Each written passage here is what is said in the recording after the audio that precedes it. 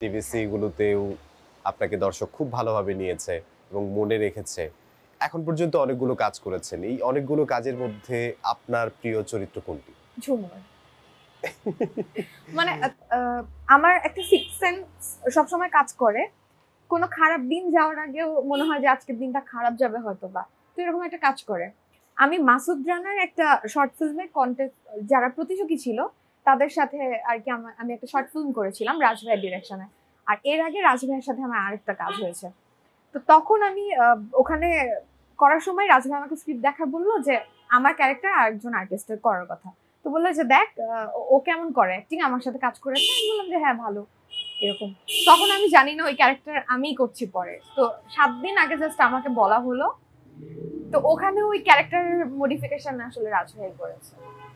আচ্ছা, এই ঝুমুর চরিত্রটি আপনার খুবই পছন্দ এখন পর্যন্ত, তাই তো? হ্যাঁ। ঝুমুর তো প্রেম করতো। হ্যাঁ। লুকিয়ে প্রেম লুকিয়ে করতো না বেসিক্যালি। ও হচ্ছে আসলে অনেক ভয় পেত তো। একে তো রায়হানের সাথে ওর বিয়ে ওর মা দিবে। আবার পারভেজও ওকে কখনো ইনসাল্ট করে না। ও খোড়া এটা নিয়ে কখনো খোটা দেয় না। পারভেজকেও ভালো লাগে। ভালো লাগে আর রেসপেক্ট করে। রেসপেক্ট করে, হ্যাঁ। একটা ছেলে তো আমাকে ডিস্টার্ব করছে না, আমার সাথে কথাই বলতে চাচ্ছে, আমার জন্য পাগল।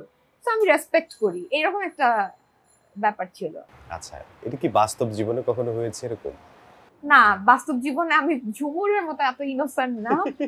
আমার বিরক্ত লাগলে আমি একদম ঠাস করে বলে দিই। বাস্তবে যদি এরকম কেউ আপনাকে প্রপোজ করে কবিতা দিয়ে, তখন আপনার রিঅ্যাকশনটা কি হয়?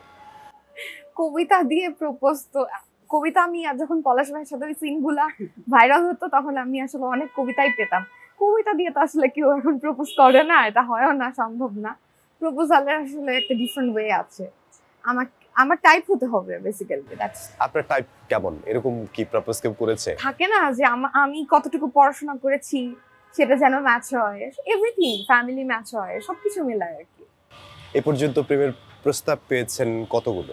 এটা তো আসলে হিসাব করা সম্ভব না। আর অনেক সময় দেখা যায় যে সরাসরি কেউ প্রেমের প্রস্তাব দেয়ও না, আকারে ইঙ্গিতে বোঝায়। হ্যাঁ, তো এটা আসলে এটা আমার কাছে স্পেশাল কিছু না, সো আমি এগুলা মনে রাখি না। আচ্ছা, প্রথম একেবারে কখন মনে হয়েছে যে আচ্ছা এই ছেলেটা মনে হয় আমাকে পছন্দ করে? 8-9 হয়তোবা। হ্যাঁ। সে কখনো সাহস করে বলতে পারেনি আপনাকে? আমি আসলে মানে থাকে না যে ওই সময় দেখতাম যে ফ্রেন্ডের বয়ফ্রেন্ড আছে, গার্লফ্রেন্ড আছে, তো ওই সময়টা কি প্রেম কাকে বলে, ক্রাশ, কলেজের ছেলে, স্কুলের মেয়ে, এরকম একটা ব্যাপার কি ছিল, কিন্তু ওইরকম প্রেম আসলে ছিল না। আচ্ছা, এখন তো প্রেম করছেনই, সেটি আপনি অবশ্যই প্রেম করছি, প্রত্যেকটা সিঙ্গেল নাটকে করছি, সিরিয়ালেও প্রেম থাকে, তো প্রেম তো করছি। বিয়েও তো করবেন সামনে। নাটকে তো বিয়ে হচ্ছে, তো হ্যাঁ বিয়ে করার তো ইচ্ছা অবশ্যই আছে, সামনে করব যদি কপালে থাকে ইনশাআল্লাহ। কেন, নাটকে তো আপনি বিয়ে করছেনই, কপালে তো আছেই।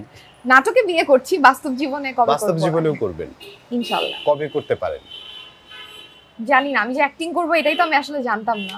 সো বিয়ে কবে করব সবকিছু আসলে লাইফে আমার মনে হয় উপরওয়ালা সেট করে দেয়, তো আমার লাইফে যখন সেট আছে তখনই হবে।